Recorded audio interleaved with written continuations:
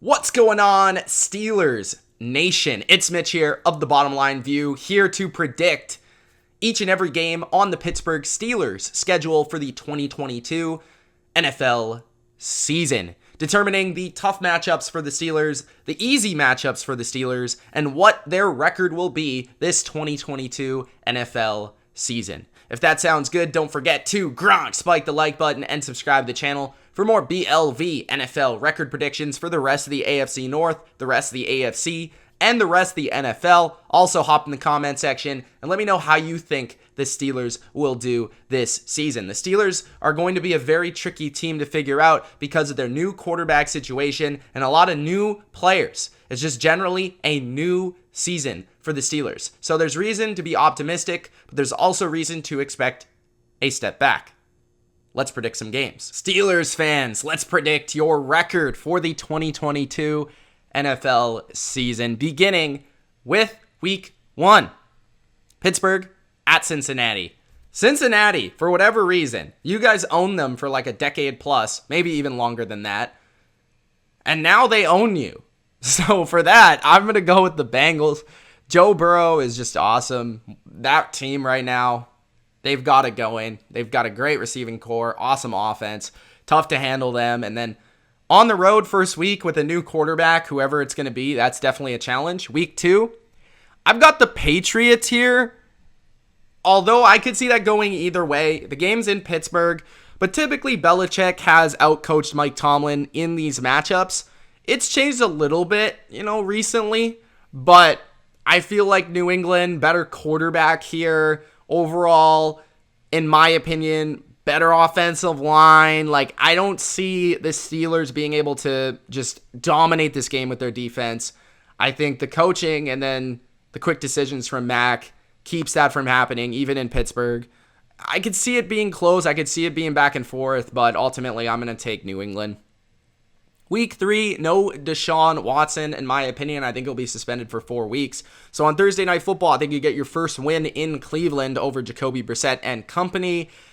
Division rival, again, could go either way, even with Jacoby in there, but I just think the Steelers defense will take advantage of that and win that game. Week 4, you play the Jets at home. I think this is a deal where you play a young quarterback in Zach Wilson, a young team, and the Steelers, they still got some veterans at home. They should be able to take this game. Potentially a couple turnovers from Zach Wilson there with your defense will be the difference. Week 5, and by the way, while I'm talking about this, I don't really know who the quarterback's going to be for the Steelers. It could be Trubisky. It could be Pickett. I could see it going either way. It could be both. I think Pickett will end up playing at the end of the year. But I don't know if Trubisky's going to be the starter or not. I would figure he would be, but I have no idea. Week 5, you play the Buffalo Bills. I just can't see you beating Buffalo as good as they are twice in a row, 2 years in a row in Buffalo. Maybe if it's in Pittsburgh, it's a little bit different. But in Buffalo, 2 years in a row, I don't think it's happening. You play Tom Brady. Typically, when you play Tom Brady, you lose. So I'm just going to take the Bucs there and keep it short and sweet. Week 7, you play the Miami Dolphins. This is a game where I think you could upset the Dolphins because I think you can easily rattle Tua if you can get to Tua. So the possibility exists there where you could beat the Dolphins. But I am going to take Miami out of respect that they're at home and they've got a lot of speed at receiver. And I think that's something that challenges your secondary a lot. They got Tyreek Hill and Jalen Waddle. Just look at how you guys defended the Chiefs last year in the playoffs. Wasn't so pretty. So I think Miami, despite the quarterback, I think they probably pick up that win. Week 8, you play the Philadelphia Eagles. This one could go either way as well. I think the Eagles are a better team than you guys, and I do think I give them the lean at the quarterback position as well. I think both teams are very physical. They want to play tough football. They're good on the line of scrimmage, on defense especially. I think the Eagles are a sleeping giant right now. I think they're a really good physical football team that's going to be tough to handle, especially for a team like the Steelers that want to impose their physical nature, and I don't think you can do that against the Eagles. Then you have the bye week. Then you play the Saints. I think you beat the Saints at home. I think Jameis Winston, with his capacity to throw the ball to the other team, I think the Steelers, with the amount of pressure they can create, can force some turnovers and can set whichever quarterback up in a position to succeed. Week 11, you play the Bengals. I think the Bengals are sweeping you guys. I think they've dominated you guys over the last couple of years. Even with bad quarterbacks, they've beaten you. I think that team is just really good right now. I think they're riding a high. I think they're going to be really good once again this year. Week 12, you play the Colts. This one could go either way too. Again, like depending on the performance of Matt Ryan, but I think because it's a Monday night on the road, tough to win those games. I think the Colts win it with Matt Ryan. If this was Carson Wentz, I might go with the Steelers just because of his capacity to be an idiot. But it's Matt Ryan, and Matt Ryan's a mature quarterback. He's seen the Steelers before. He's faced them.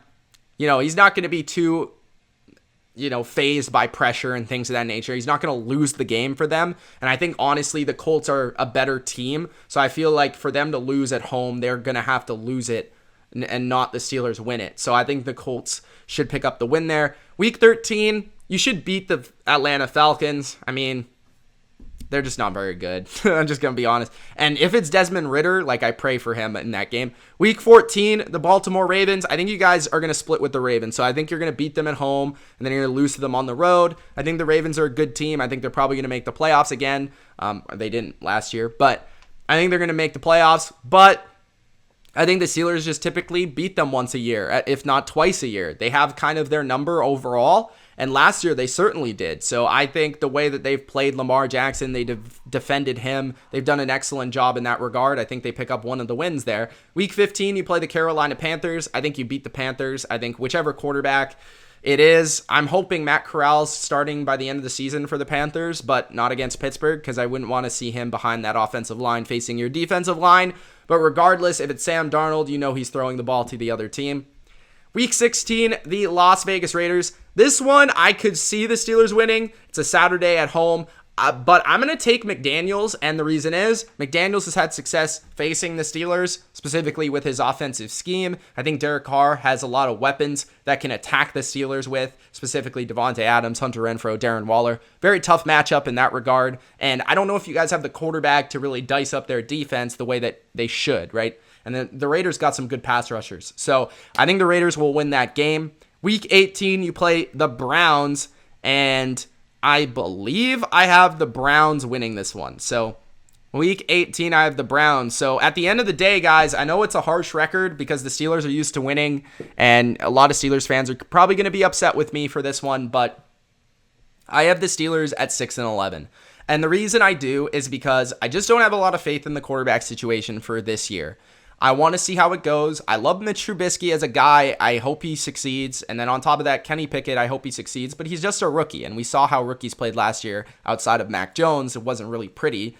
And then on top of that, the offensive line, I still have a lot of questions about. The defense, I think, is good, but it's very hard to win in the modern NFL with just defense. So as good as Mike Tomlin is, I think all teams take a step back when they lose a legendary quarterback, even if Ben wasn't the same guy. We saw it with the Saints. We saw it with the Patriots. I think it's the Steelers' turn to take a step back, given that the three teams in the division are very difficult to play. The Bengals are a playoff team, no doubt. The Ravens are awesome.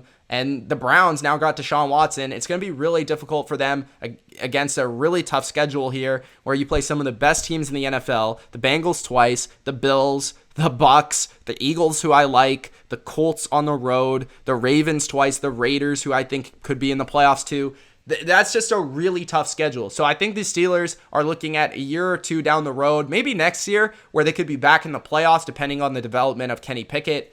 But this year, I think it's time for a step back, and that's not always a bad thing. So let me know what you guys think in the comment section below. It's Mitch. Thanks for watching. Peace.